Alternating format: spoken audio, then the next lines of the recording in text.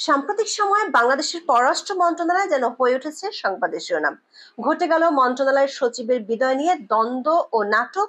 একের পর এক রাষ্ট্রদূতেরা পাচ্ছেন দেশে ফেরার নির্দেশ। সব মিলিয়ে চলছে নানা আলোচনা। কি হচ্ছে বাংলাদেশের কূটনীতির প্রাণকেন্দ্রে? পররাষ্ট্র মন্ত্রণালয়ের একাধিক সূত্র বলছে, হযবরল অবস্থা দেখা দিয়েছে সেগুনবাগিচায়। এর পেছনে আছে পররাষ্ট্র মন্ত্রণালয়ের সাথে প্রধান উপদেষ্টার দপ্তরের দ্বন্দ্ব, যেটি এখন ওপেন সিক্রেটের বিষয়। আর প্রধান উপদেষ্টা দপ্তরের হয়ে খবরদারি করছেন জাতীয় নিরাপত্তা উপদেষ্টা খলিলুর রহমান। তাকে সহায়তা করছেন পররাষ্ট্র বিষয়ক উপদেষ্টা কমিটির অন্য দুই উপদেষ্টা। বিস্তারিত জানতে চলুন যাওয়া যাক বিশ্লেষণে।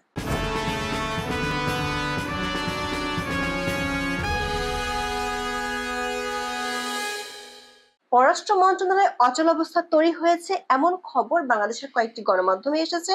খবরটি আসতে শুরু করে সচিব জসিমউদ্দিনকে সরিয়ে দেওয়ার প্রক্রিয়া যখন শুরু হয় তখন থেকেই। 22শে মে পররাষ্ট্র মন্ত্রণালয়ের প্রশাসন অনুবিভাগ থেকে জারি করা এক অফিস আদেশে বলা হয়েছে, মোহাম্মদ জসিমউদ্দিন পররাষ্ট্র সচিবের দায়িত্ব থেকে সরে গেছেন।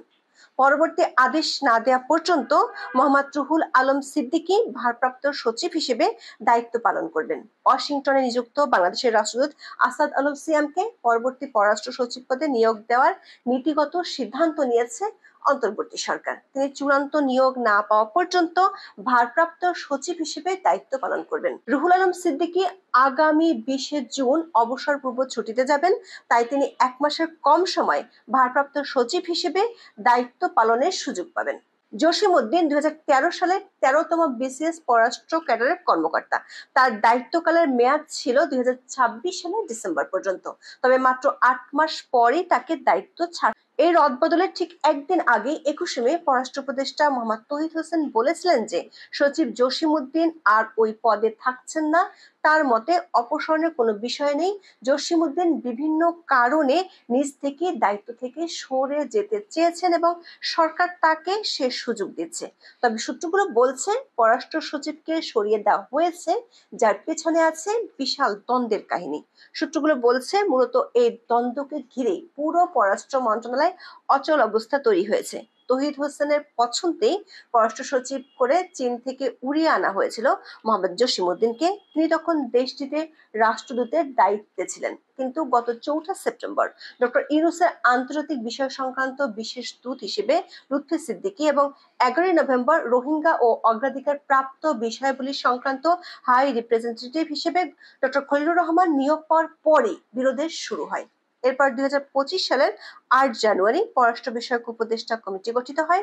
পররাষ্ট্র উপদেষ্টা ছাড়াও ওই কমিটিতে আছেন গৃহায়ন উপদেষ্টা আদিলুর রহমান খান, তথ্য উপদেষ্টা মাহফুজ আলম ও জাতীয় নিরাপত্তা উপদেষ্টা খলিলুর রহমান। এই কমিটির কাজ হলো পররাষ্ট্র মন্ত্রণালয়ের মহাপরিচালক ও তার উপরের কর্মকর্তাদের নিয়োগ, বদলি এবং শৃঙ্খলা সংক্রান্ত। পররাষ্ট্র মন্ত্রণালয়ের সূত্রগুলো বলছে, গত মার্চ থেকে পররাষ্ট্র মন্ত্রণালয় নীতি নির্ধারণের ক্ষেত্রে দুটি গ্রুপ স্পষ্ট হয়ে যায়। এক গ্রুপে ছিলেন পররাষ্ট্র উপদেষ্টা তৌহিদ হোসেন ও সাবেক সচিব জসিমউদ্দিন। অন্য গ্রুপে খলিলুর রহমানকে সহায়তা করেন আদিলুর রহমান ও মাহফুজ আলম। গত মার্চের মাঝামাঝি জাতিসংঘ মহাসচিব অ্যান্টনিও গুতেরেসের বাংলাদেশ সফর, একই মাসের শেষ দিকে ডক্টর ইউনূসের চীন সফর ও এপ্রিলের শুরুতে ব্যাংককে বিমস্টেক শীর্ষ সম্মেলনে নরেন্দ্র মোদীর সঙ্গে বৈঠকে এই দুই গ্রুপের দ্বন্দ্বের কারণে অনেক অসঙ্গতি চোখে পড়ে। রোহিঙ্গা বিষয়ে ও জাতিসংঘ মহাসচিব অ্যান্টনিও গুতেরেসের সফরের সময় পররাষ্ট্র মন্ত্রণালয় থেকে যথেষ্ট সহযোগিতা পাননি খলিলুর রহমান, এমন অভিযোগ জানান প্রধান উপদেষ্টাকে। বিমস্টেক সম্মেলনে দুই গ্রুপের বিরোধে শেষ পর্যন্ত ভেস্তে যেতে বসেছিল ভারতের প্রধানমন্ত্রী নরেন্দ্র মোদীর সাথে বৈঠক। সূত্রগুলো বলছে পররাষ্ট্র উপদেষ্টার পক্ষ থেকে ভারত বিষয়ে অভিজ্ঞ এক কর্মকর্তাকে নিয়ে যেতে বলা হয়েছিল, কিন্তু খলিলুর রহমানের আপত্তির কারণে তা হয়নি। 4 এপ্রিল মোদি ইউনূস বৈঠকে নোট নেয়ার দায়িত্ব দেওয়া হয় এমন একজন কূটনীতিককে যিনি ভারতের সঙ্গে সম্পর্কিত বিষয়ে যুক্ত নন। ব্যাংকক থেকে ডক্টর ইউনূস ঢাকায় ফিরে খলিলুর রহমানের পদবি ভারী করেন। জাতীয় নিরাপত্তা উপদেষ্টা হিসেবে নিয়োগ করা হয় তাকে। এরপর শুরু হয় রাখাইনে মানবিক করিডোর নিয়ে দ্বন্দ্ব। কূটনৈতিক সূত্র মতে মিয়ানমারের রাখাইনের ভেতরে মানবিক করিডোর ও সেফ জোন গঠনের যে প্রস্তাব খলিলুর রহমানের কাছ থেকে বেশ জোরালোভাবে এসেছিল, সেটি নিয়ে জসিমউদ্দিন এবং তৌহিদ হোসেন বেঁকে বসেছিলেন। তাদের আশঙ্কা এটি বাংলাদেশের সার্বভৌমত্বের জন্য হুমকি হতে পারে এবং এতে সীমান্তবর্তী অঞ্চলে অরাষ্ট্রীয় সশস্ত্র গোষ্ঠীর অনুপ্রবেশের ঝুঁকি আছে। কিন্তু ততদিনে খলিলুর রহমান বিষয়টি নিয়ে অনেক দূর এগিয়ে গিয়েছিলেন। কূটনৈতিক সূত্রগুলো বলছে জসিমউদ্দিনকে অপসারণের পেছনে আরো একটি কারণ আছে। 17 এপ্রিল ঢাকায় পাকিস্তানের সঙ্গে পররাষ্ট্র পর্যায়ের পরামর্শক সভা হয়। সেখানে জসিমউদ্দিন সরাসরি দাবি তোলেন যে 1971 সালের আগে অখণ্ড পাকিস্তানের জাতীয় সম্পদ থেকে বাংলাদেশের প্রাপ্য $4.32 বিলিয়ন এবং 1970 সালের ভোলায় ঘূর্ণিঝড়ে পূর্ব পাকিস্তানের জন্য ঘোষিত $200 মিলিয়ন বৈদেশিক অনুদান ফেরত দিতে হবে। একই সঙ্গে তিনি 1971 সালের মুক্তিযুদ্ধের নৃশংসতার জন্য আনুষ্ঠানিক ক্ষমা চাওয়ার বিষয়ও তুলে ধরেন। তার এই আগ্রাসী অবস্থান অন্তর্বর্তী সরকারের ভিতরে একটি অংশের অসন্তোষ তৈরি করে। 5 আগস্ট পট পরিবর্তনের পর ডক্টর ইউনূসের নেতৃত্বে সরকারের ভিতরে একটি লবি পাকিস্তানের সঙ্গে সুসম্পর্ক তৈরির জন্য সক্রিয় ছিল এবং তারা মনে করে অতীতের ক্ষত নিয়ে আলোচনা না করাই উত্তম। জসিমউদ্দিনের এই মৌলিক দাবি উত্থাপন তাদের ভালো লাগেনি।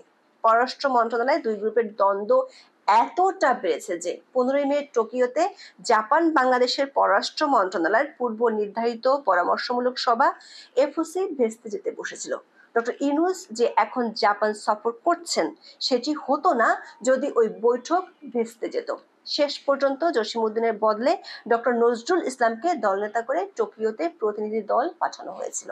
এর মধ্যে পররাষ্ট্র মন্ত্রণালয়ের কাজকর্মে উপদেষ্টাকে সহায়তা করার জন্য গত 20 এপ্রিল বিশেষ সহকারী হিসেবে নিয়োগ দেওয়া হয় সাবেক কূটনীতিক সুফিউর রহমানকে।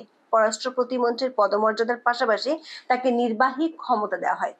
সুফিউর জেনেভায় জাতিসংঘ স্থায়ী প্রতিনিধি, সুইজারল্যান্ড ও মিয়ানমারের রাষ্ট্রদূত, অস্ট্রেলিয়া ও শ্রীলঙ্কায় হাইকমিশনার ছিলেন। কিন্তু পররাষ্ট্র মন্ত্রণালয়ের দুই গ্রুপের দ্বন্দ্বের কারণে এখনো তিনি চেয়ার টেবিলই পাননি। অভিযোগ আছে পররাষ্ট্র উপদেষ্টাকে পাশ কাটিয়ে খলিলুর রহমান পররাষ্ট্র মন্ত্রণালয়ের অনেক গুরুত্বপূর্ণ ইস্যুতে সিদ্ধান্ত নেন। 22 মে বাংলা ট্রিবিউনে প্রকাশিত এক খবরে বলা হয়েছে, গত মার্চ মাসে প্রধান উপদেষ্টার চীন সফরের পর এ বিষয়ে জানানোর জন্য সংবাদ সম্মেলনে বক্তব্য রাখেন জাতীয় নিরাপত্তা বিষয়ক উপদেষ্টা খলিলুর রহমান। অথচ বিদেশ সফরের বিষয়ে পররাষ্ট্র মন্ত্রণালয় সংবাদ সম্মেলনের আয়োজন করে থাকে। এরপর চীনের সঙ্গে ভবিষ্যৎ সম্পর্ক নির্ধারণী বৈঠকে পররাষ্ট্র সচিব বা পররাষ্ট্র মন্ত্রণালয়ের কোনো কর্মকর্তা উপস্থিত ছিলেন না। গত এপ্রিলে মার্কিন প্রেসিডেন্ট ডোনাল্ড ট্রাম্প বাংলাদেশ সহ বিভিন্ন দেশের পণ্যের উপর বাড়তি শুল্ক আরোপ করে। তখন মার্কিন কর্তৃপক্ষের সঙ্গে আলোচনার জন্য বাংলাদেশ থেকে 22 সদস্যের একটি প্রতিনিধি দল ওয়াশিংটনে যায়। সেই টিমে পররাষ্ট্র মন্ত্রণালয়ের কোনো প্রতিনিধি রাখেননি জনাব খলিলুর রহমান। দর্শক, সূত্রগুলো বলছে পররাষ্ট্র উপদেষ্টা তৌহিদ হোসেনের সাথে জাতীয় নিরাপত্তা উপদেষ্টা খলিলুর রহমানের দ্বন্দ্বে সবচেয়ে বেশি ক্ষতির মুখোমুখি হচ্ছে বিদেশে বাংলাদেশের মিশনগুলো। সাম্প্রতিক সময়ে বেশ কয়েকজন কূটনীতিককে আকস্মিকভাবে দায়িত্ব থেকে সরিয়ে বা দেশে ফিরিয়ে আনা হয়েছে। এটি মন্ত্রণালয়ের ভিতরের অস্থিরতার ইঙ্গিত দেয়। পররাষ্ট্র মন্ত্রণালয়ের দুই উপদেষ্টার দ্বন্দ্বে সবচেয়ে বেশি প্রভাব পড়েছে মিয়ানমারে বাংলাদেশি দূতাবাসে। ইয়াঙ্গুনে বাংলাদেশি দূতাবাসে এখন বলতে গেলে কেউই নেই। গত 27 মে মিয়ানমারে নিযুক্ত বাংলাদেশের রাষ্ট্রদূত মোহাম্মদ মনোয়ার হোসেনকে অনতিবিলম্বে দায়িত্ব ত্যাগ করে ঢাকায় ফেরার নির্দেশ দেয় পররাষ্ট্র মন্ত্রণালয়। এর আগে গত 13 মে প্রতিরক্ষা মন্ত্রণালয় থেকে ব্রিগেডিয়ার জেনারেল মোহাম্মদ আফতাব হোসেনকে জরুরি ভিত্তিতে দেশে ফেরার আদেশ দেওয়া হয়। জনাব আফতাব ইয়াঙ্গুনে বাংলাদেশ দূতাবাসের প্রতিরক্ষা উপদেষ্টা ছিলেন। সূত্রগুলো বলছে মানবিক করিডোর নিয়ে খলিলুর রহমানের নির্দেশে যে তৎপরতা চালানো হয়েছিল তাতে চটে যায় মিয়ানমার সরকার।